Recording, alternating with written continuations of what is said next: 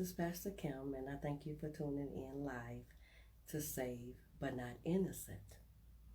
In this episode, I'm going to talk about two people that you're very familiar with in the Bible, but I also want to show you how you are such an influential person as well. But first, let me build up your faith, okay? Let's go in the Word. Can you turn your Bible to the book of Matthew or go on your phone to Google and type in Matthew? We're going to start at the very first chapter. First, it talks about a young woman, and her name is Mary.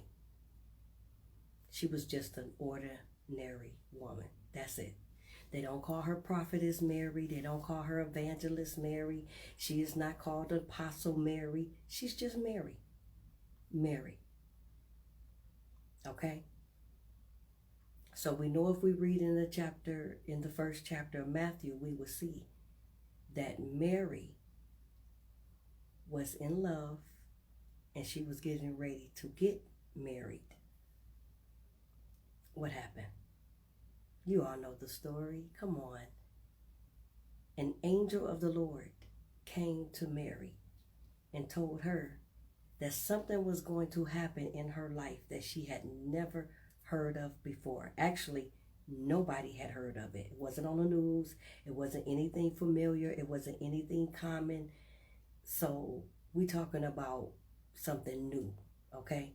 God is doing something new at this time. So he sends an angel of the Lord to come and speak to Mary. So the angel speaks to Mary, give her a promise, and at the end he asks her, will you accept? She says yes. Now, for us, if an angel came right now to our house and told us, okay, look, you are about to be pregnant. And you're not even going to be pregnant by the Holy Spirit. You're going to be pregnant by him. Half of us would not say, okay, Lord, have your way. Okay, so first you got to look and see she had a pure heart. She was not bitter. She was not resentful. She didn't have anything negative to say. That was not her experience. Okay? So the angel of the Lord came to her and told her that she was about to carry a child, although she was getting ready to get married and the baby daddy wasn't his. Okay? Now that's my revelation. I'm saying this so you can understand. So Mary is getting ready to get married and she's carrying a promise. Now let me slow it down and tell you. Who is it that she's going to marry? Joseph? Just plain old Joseph? He wasn't Apostle Joseph. He wasn't Prophet Joseph. He wasn't Bishop Joseph. He didn't have any title. And God still chose him. Now, I know some of you all think you got this big, huge calling on your life and you need this big, huge title, and the man you marry or the man you with, he had to have this big, huge title.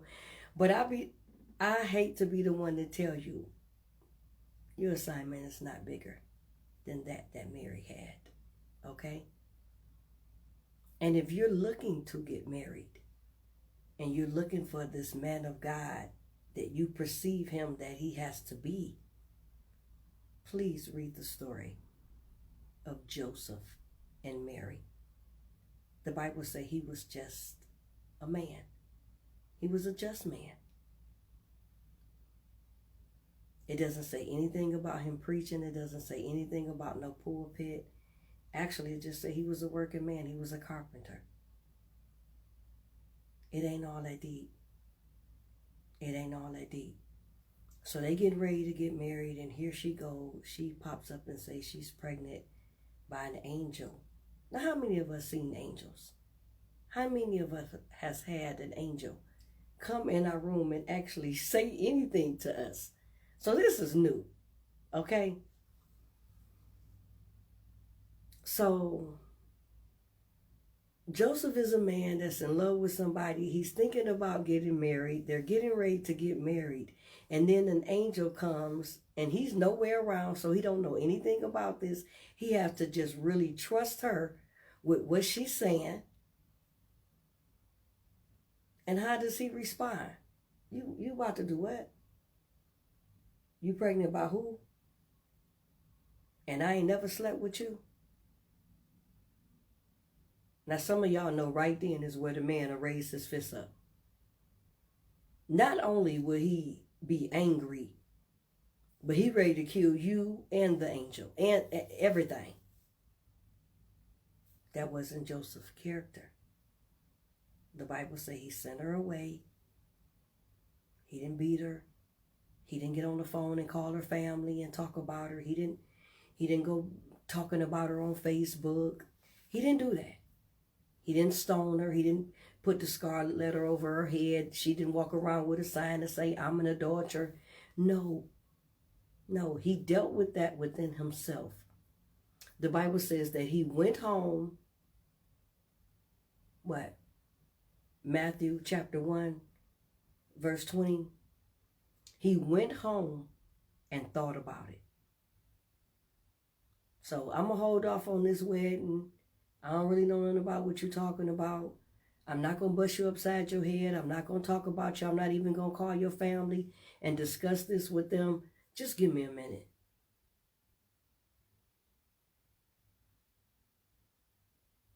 Now you looking for a bishop with the Bible and the clergy collar and 5 or 6 people carrying, calling your name and carrying your books and carrying your purse and all. You trying to get up there in the front seat. You want all this lavish stuff. You want everybody to know who you are and who you married to. That wasn't Mary. That wasn't Joseph. That wasn't their attitude. That wasn't their spirit. No, he said, let me go home and think about this. And as he went home, after he went home and began to think about it, the Bible says that an angel of the Lord appeared to him and told him, she ain't tripping. And she ain't been with nobody else. This is the work of the Lord. This is God's will. But what I like about it is, even though he didn't have to do it, he clarified it. He gave Joseph understanding. So you would not be angry, you would not be bitter, you would not be resentful, you would not be jealous, because I'm going to include you in this promise. She's going to have this child, and you're going to raise this child as if it was your own. And you're going to name him Jesus, not little Joseph, not Joseph Jr., not none of that, but Jesus. Now just think about that right now. Are you married to somebody that are they even expecting for God to answer their prayers? I ain't even going to say an angel, because at that time nobody was expecting an angel to come in the room and clarify this and bring understanding. But would he at least consider the things that you're saying God told you?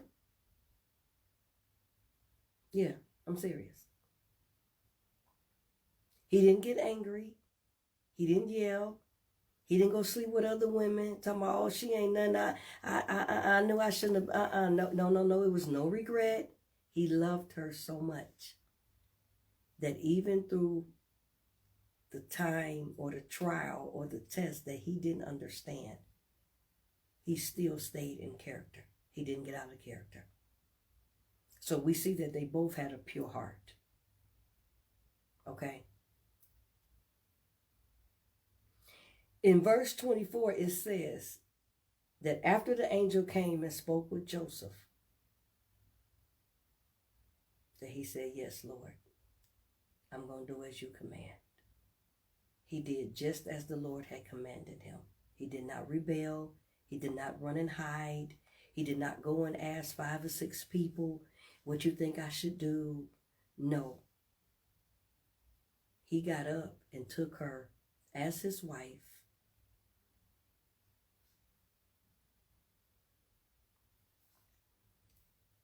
And the story went from there. Now let me tell you how I want to relate this to you. First of all, I'm going to start by saying you are an influential person. Though your name is not right here in this Bible and the text, you're just as significant. The promise that's on your life is just as big and just as great as that of Mary and Joseph.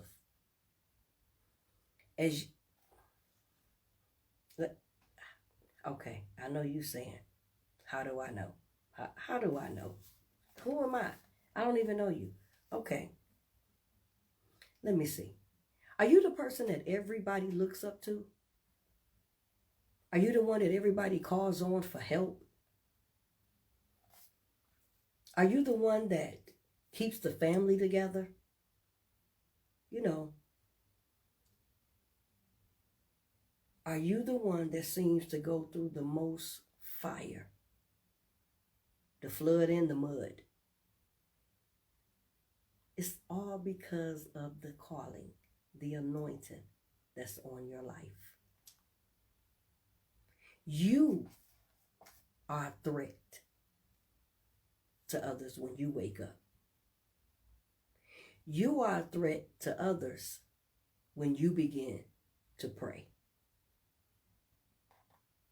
You are a threat to the devil when you begin to decree and command God's word. Not just over your life, but over your seed, over the promise, over those that are connected with you. The trouble that confronts you is because of what's in you. It's because of what you are carrying.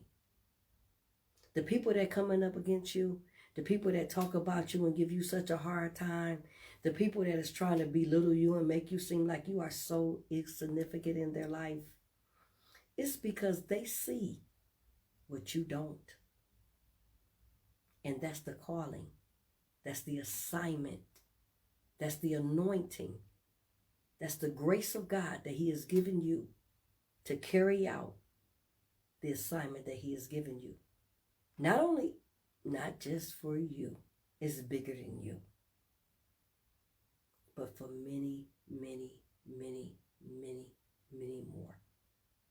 I'm talking about even after you're dead and gone, it'll still be people that you have been connected to, that how you live, what you do, what you say, you will see that your assignment was attached. Well, you ain't going to see it if you're dead and gone, but your assignment will still live on. Your legacy will still live on. Once you say, have your way, Lord. Have your way. You are an influential figure. I know you don't believe it. I know you don't think so. I know it's been so much going on. And then now with this coronavirus, we don't know if we're coming or going. We don't know if we're going to live today and die tomorrow. We don't know what's going to happen. We don't know if we're going to die up in Jerusalem or in the hospital by ourselves. We don't know, and I understand. But let me tell you something. By way of the Holy Spirit, I want to let you know that you have an assignment on your life and you are just getting started. If you say yes to God, if you say yes to God, you already know you done touched so many hearts. You done touched so many lives. You done helped so many people. You've given when you didn't have to give. You helped when you needed help yourself. You encouraged when you were depressed. Yes, you. You have an assignment on your life. I know. It's people that's guilty of betraying you. It's people that supported you and then left you. It's people that protected you and then tried to kill you. I know. It's even your parents be talking about how they raised you and how they don't understand how you became who you became. Yes, and it's people that fear you. I know about those too. And those that condemn you. I know. You have been called everything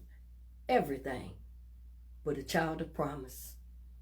You have been looked at as if you mean nothing to nobody. But the devil is a liar. And the truth is in you. Yes, down on the inside of you. You don't even know it, but you have so many people following you. It's like paparazzi. They're not going to let you know they're there, but they're there. They're watching you. They are watching you. Imagine Joseph being a father overnight. He didn't have time to plan. He didn't have time to prepare. He didn't have time to save. He didn't have time for no baby shower. The Bible don't talk about none of that. So stop worrying about the insignificant things and just know that God will provide. God will provide. All he wanted to do was work and take care of his wife. And God then came in and gave him this big assignment. You know how men are. They try to have the answers to everything. They try to have it all in place. If you go to them and you tell them something is wrong, they want to try to fix it. But Joseph was a man that had to trust God. In this season, you are going to have to trust God, male or female. Because what's going on in your life is a new thing. God is doing a new thing. Just as he did something new when Mary became pregnant. I'm talking about, that was so long ago, people are still talking about it. People are still giving their opinion about what happened. Let them say what they're going to say about you. But what are you going to do when you hear something contrary? Are you even praying that the angel of the Lord will come and visit you? Yes, it's possible. It's possible. Are you worried about those that you are connected to, that you're going to leave them behind? They'll never understand? No. Trust the angel of the Lord to come and speak to them and bring clarity. God will send you those that need to support you. God will send you those that need to follow you. You don't have to do anything. You don't have to prove yourself. If you look in the scripture, you will see that what the angel had told Mary, she just pondered it in her heart. She didn't go making announcements. No, you just pray on those things. Just pray on those things and keep your heart pure. When you have people like the Pharisees and the Sadducees and the religious people and the doubters that don't even know God tell you, no, that's not him. That's not what God said to you. That's not it. Everything about their situation was abnormal, but God was still in it. Stop being so deep. Stop doubting. Stop waiting until you feel like you have reached the mark. You know, you're looking for perfection. You're looking to get rid of some things. You're looking for certain things to fall in place before you tell God yes. That wasn't the life of Mary. That's not even needed. Whatever you need, he will provide. But first came yes. First came yes. Now, you got to know, in this new thing, the traditional methods will not work. You know, the normal things you would do. All that stuff that you've been talking about the last 20 years that you're trying to accomplish, you can put that to the side right now. I need you to pray and seek God and ask him, Lord, send me my angel to give me my assignment. Jesus wasn't born in a palace. It wasn't no surgical doctors there. It wasn't no midwife, no OBGYN to deliver the baby. But yet he lived. Your promise will live. That which you give birth to, that is of God, it will live. I don't care how it seemed like it died before and it didn't work and you didn't have the support and what nobody there. Yeah. Been there, done that. We have all experienced disappointment in our life. We have all experienced failure in our life. But that's not what God is saying to you now. And most definitely, that's not his plan for you. His thoughts for you are good, to bring you hope. You being pregnant with promise, that brings a level of expectancy. Yes, I know, as a man, I can just imagine. You're afraid, you don't have all the answers. You don't know how it's going to come to pass. You don't know if you can be supportive as you want to be. You don't even know if you can love the ideal, let alone the people that's involved. God knows all about that. But read how he took care of Joseph. Yes, you have to read the scripture and see yourself in there. See yourself in there. Now, the religious leaders, they'll try to kill anyone or anything that oppose what they're doing. So you have to be mindful when you go talking to people and you want to tell them about the promise and you're ready to talk about the things that God is doing and what's on your mind and your plan and your vision. You have to be careful of those religious leaders. You know, the ones that doubt everything. They're negative about everything. And I just want to let you know, or the ones that remind you of everything else you've ever done wrong. The difference is now it's not of your doing. It's not by the work of your own hands. This is going to be by his Spirit. This is going to be by his Spirit. Yes, you are significant. It doesn't matter that you don't have a title. It doesn't matter that you haven't been all over the world and everybody doesn't know your name. It doesn't matter. Mary was young and inexperienced. She was a virgin to a lot of things. This will be your beginning as well. Your fresh start. Can I pray for you? Thank you. Father, I pray for the listener right now, that you will open their eyes and their ears in the Spirit, that you will give them revelation and illumination of your word, that you would speak to them regarding the scriptures as if they were sitting there watching a movie on television. Give them understanding. Let them see themselves the way you see them. Let them see themselves walking in their purpose and their destiny. Father, I pray that you send the angel of the Lord to the house. If you believe it, now you pray yourself. Invite him in your heart. Invite him in your house. Invite him in. The Bible says he stands there at the door and knock. Will you let him in? Or will you be too tired up with the cares of the world? Will you be too busy running after the lust of the flesh, the things that your flesh desires? Or are you ready to walk in the Spirit? Yeah, I believe you're ready. Father, move by your Spirit.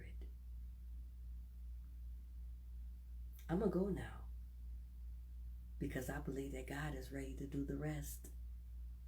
I'm just the messenger that desires for you to be blessed.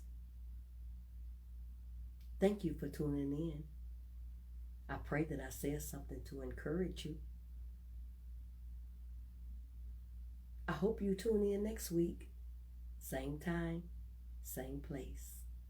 Until then, stay encouraged. This is Pastor Kim. come into your life. It is my desire that you be blessed. Thank you.